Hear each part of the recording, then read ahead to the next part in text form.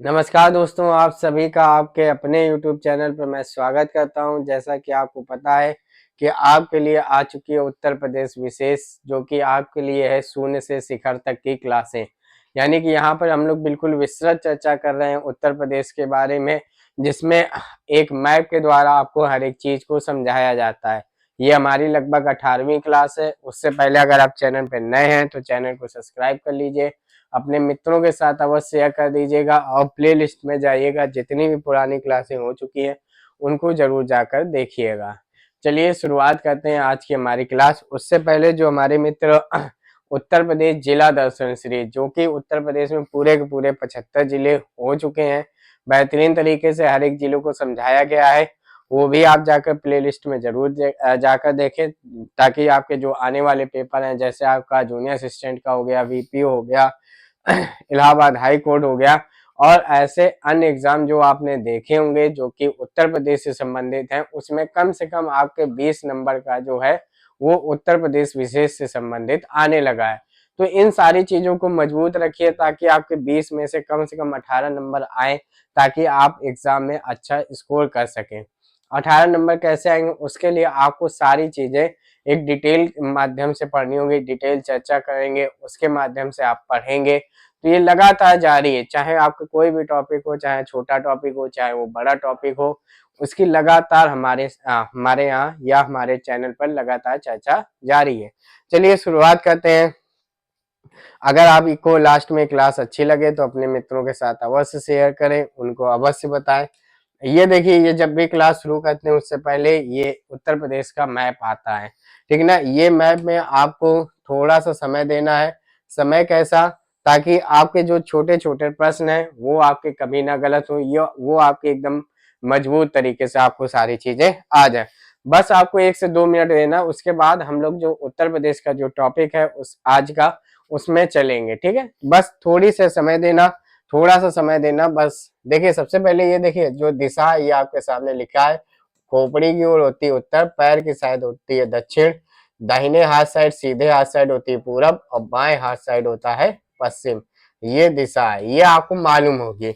अब चलिए उस यहाँ पर शुरुआत करते हैं। ये आपको दिख रहा होगा सहारनपुर, ये उत्तर प्रदेश का, ध्यान रखना कौन सा जिला है, ये उत्तर प्रदेश का उत्तरी जिला कहा जाता है। जब उत्तरी जिला है तो एक दक्षिणी जिला भी होगा, तो वो कौन सा है, वो है सोनभद्र। सोनभद्र को उत्तर प्रदेश का, ध्यान रखना, दक्षिणी जिला कहा जाता है। अब तक ये चीजें आपको रट गई होंगे अगर आप लगातार हमारे साथ जुड़े होंगे।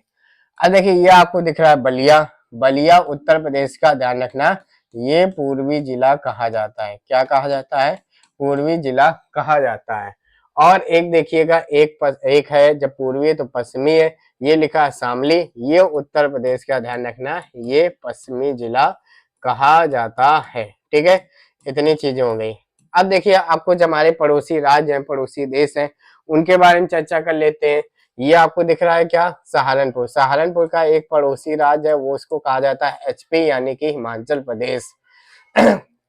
सहारनपुर से लेके पीलीभीत तक यहाँ पर एक पड़ोसी राज्य पड़ता है जिसको हम लोग कहते हैं उत्तराखंड।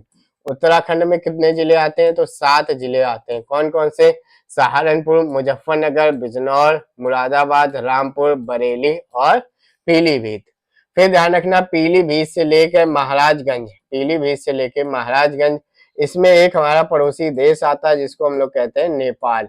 नेपाल में कितने, 7 जिले स्पर्श करते हैं। कौन कौन से हैं, पीलीभीत, लखीमपुर खीरी, बहराइच, श्रावस्ती, बलरामपुर, सिद्धार्थनगर और महाराजगंज।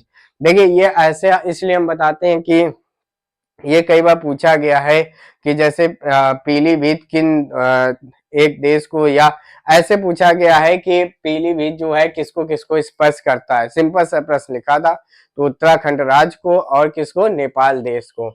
महाराजगंज से लेकर सोनभद्र तक हमारा, ध्यान रखना, एक राज्य है, पड़ोसी राज्य कौन सा है, बिहार। कितने जिले हैं, 7। कौन कौन से हैं, महाराजगंज, कुशीनगर, देवरिया, बलिया, गाजीपुर, चंदौली और सोनभद्र। सोनभद्र ऐसा जिला जिससे 4 राज्य स्पर्श करते हैं। एक तो हो गया बिहार, उसके नीचे हो गया कौन सा, झारखंड, और उसके नीचे हो गया यहाँ पर छत्तीसगढ़, और उसके बगल में हो गया मध्य प्रदेश। तो ध्यान रखना, सोनभद्र से लेकर हमारा आगरा तक, इसके बीच में आता है क्या, मध्य प्रदेश, ठीक है ना। कौन सा आता है, मध्य प्रदेश आता है। कितने जिले स्पर्श करते हैं, 11, ठीक है। ध्यान रखना ये ललितपुर है जो कि 3 ओर से किससे, एमपी से घिरा हुआ है। ये मैं हर बार इंपॉर्टेंट बताता हूं कि मथुरा और आगरा, ध्यान रखना ये किससे स्पर्श करते हैं, राजस्थान से स्पर्श करते हैं। कितने जिले हैं, 2 जिले है, मथुरा और आगरा, ठीक है। मथुरा से लेकर फिर सहारनपुर तक यहाँ पे ध्यान रखना एक राज्य पड़ता है जिसको हम लोग कहते हैं हरियाणा राज्य। इससे कितने स्पर्श करते हैं, तो 6 जिले स्पर्श करते हैं, ठीक है ना। और ध्यान रखना बीच में ये गौतम बुद्ध नगर और गाजियाबाद, इससे ये 2 जिले हैं। इससे कौन स्पर्श करता है, तो ध्यान रखना केंद्र शासित प्रदेश, देश की राजधानी दिल्ली, ठीक है। तो ये चीज आप ध्यान रखना, गाजियाबाद दिल्ली से घिरा हुआ है, उसकी कतई सीमा हरियाणा से नहीं लगती है, इसीलिए यहाँ पे ये हरियाणा 6 जिले स्पर्श करते हैं। ये कोई ऐसा नहीं, लॉजिक नहीं, बस आपको याद करने का तरीका है। तो ये आज हमारा ये जो चर्चा होती है खत्म होती है। अब हम लोग बढ़ते हैं सीधा अगले टॉपिक की ओर, जो कि आज का हमारा टॉपिक होने वाला है। सबसे पहले ध्यान रखना ये है उत्तर प्रदेश में स्थित यूनेस्को की धरोहर। ये चीजें आप ध्यान रखना, जो कि साइटें बोली जाती हैं, विश्व विरासत स्थल उत्तर प्रदेश में बोले जाते हैं, ठीक है। आपको क्या ध्यान रखना, हम लोग किसमें, उत्तर प्रदेश विशेष में संबंधित पढ़ रहे हैं, तो उत्तर प्रदेश में आपको समझना है। सबसे पहले देखिए इसमें क्या होता है कि 2 तरीकों में बांटा जाता है, एक तो स्थायी में बांटा जाता है, एक अस्थायी में बांटा जाता है। तो हम लोग किसके बारे में पढ़ेंगे, स्थायी के बारे में। उत्तर प्रदेश में 2 विरासत स्थल हैं, उनकी स्थायी संख्या कितनी है, कहाँ कहाँ है, कितनी से मतलब नहीं, ये नहीं पूछा जाएगा। ये पूछा जाएगा कौन कौन सी है, 4 ऑप्शन दे देगा, उसमें से ऐसे पूछेगा निम्न में से कौन सी है कौन सी नहीं है। आपको अगर स्थायी अस्थायी भी नहीं याद करनी तो कोई जरूरत नहीं याद करनी, बस ये बता रहे हैं, याद नहीं करना है, ठीक है। याद ये चीजें आपको याद रखनी है जो अभी 2-3 स्लाइडें में आपको बताएंगे। ये नहीं याद रखना है कि स्थायी है कि अस्थायी है, ऐसा कुछ नहीं पूछा जाता है। सबसे पहले आप ध्यान रखना है ये क्या है, ताजमहल, ठीक है ना। कितनी चीजें आपको, 3 चीजें ध्यान रखनी है। इस उत्तर प्रदेश की यूनेस्को की विरासत स्थल में ताजमहल, आगरा किला और फतेहपुर सीकरी, ये हमारी स्थायी विरासत है। ताजमहल ध्यान रखना कब शामिल किया गया, 1983 में ये यूनेस्को की विरासत स्थल में शामिल किया गया। आपको पता है ये आगरा में है, ठीक है। इसके बाद ये तो पता ही है, ये सब किसके, ये गलत लिखा है, ठीक है, ये हटा दीजिएगा, ठीक है। तो इतनी चीज आप ध्यान रखना, ताजमहल को 1983 में शामिल किया गया है। ये तो बिल्कुल हटा होगा कि यह आगरा में है, यमुना नदी के किनारे, ये सब चीजें आपको पता होंगी। ये सन आप जरूर याद रखिएगा, ये पूछा जाता है कि कब शामिल किया गया, तो इसको आप ध्यान रखिएगा। ताजमहल 1983 आगरा। फिर आगरा किले में आते हैं, ठीक है ना। आगरा किला ये 1983 में ही शामिल किया गया, ये भी आगरा में ही स्थित है और इसको अकबर के द्वारा बनवाया गया था, ये आपको पता होगा, ठीक है। तो 2 चीजें हो गई, ताजमहल हो गया, आगरा किला हो गया, दोनों का सन बराबर 1983 में है, दोनों चीजें आगरा में स्थित है। फिर आता है फतेहपुर सीकरी, ठीक है। इसका सन पूछा जाता है, देखिए अभी तक क्या 2 सन पूछे गए, एक तो ताजमहल का पूछा गया है, क्यों, क्योंकि पहला था, ठीक है। और फतेहपुर सीकरी ऐसा क्यों पूछा गया, क्योंकि ये इन दोनों से अलग था, इसलिए पूछा गया है। तो ताजमहल आपको बिल्कुल याद करना है, बहुत ज्यादा इंपॉर्टेंट है कि ये कब शामिल हुआ, तो 1983 में शामिल हुआ। फतेहपुर सीकरी कब शामिल हुआ, तो ये 1986 को शामिल हुआ, और ये भी आगरा में ही स्थित है फतेहपुर सीकरी, ठीक है। इसको भी अकबर के द्वारा बनवाया गया था, ये चीज आप ध्यान रखना। तो 3 चीजें हो गई, कौन कौन सी हो गई, ताजमहल 1983, आगरा किला 1983 और फतेहपुर सीकरी 1986, ये यूनेस्को की विरासत स्थल में शामिल है। चलिए आगे बढ़ते हैं। अब देखिए वो स्थायी थी, अब ये क्या आता है, ये आता है अस्थायी, ठीक है। वैसे भी मैंने कहा वो मत याद कीजिए कि स्थायी है कि अस्थायी, लेकिन आपको नहीं बताया तो आप कंफ्यूज हो जाएंगे, क्योंकि आप जब अगर सर्च करेंगे तो सर्च में 3 ही आएंगे, वो 3 चीजें, तो आप कंफ्यूज हो जाएंगे। इसीलिए मैंने बस शुरुआत में ये बताया कि स्थायी होती है, अस्थायी होती है और अमूर्त विरासत स्थल होते हैं, इस चीज को आप ध्यान रखिएगा। फिर आता है अस्थायी में, देखिए इसमें क्या है, सारनाथ। सारनाथ आपको पता है कि वाराणसी में पड़ता है, और ये ध्यान रखना सारनाथ 2 संगम पर स्थित है। कौन कौन सी है, एक तो है गंगा और एक है वरुणा, ठीक है। गंगा व वरुणा के संगम पर स्थित है, ठीक है, इस चीज को ध्यान रखना। तो सारनाथ अस्थाई में आता है, ये दो नदियों के संगम में स्थित है, ये पूछा गया है, ठीक है ना, इसलिए हम बता रहे हैं। जितनी चीजें पूछी गई उतनी ही चीजें लिखी हैं कि गंगा और वरुणा, ये चीज आप ध्यान रखिएगा। फिर आता है वाराणसी रिवर फ्रंट, ये भी वाराणसी में, गंगा नदी किनारे 84 घाट और मंदिर स्थित है।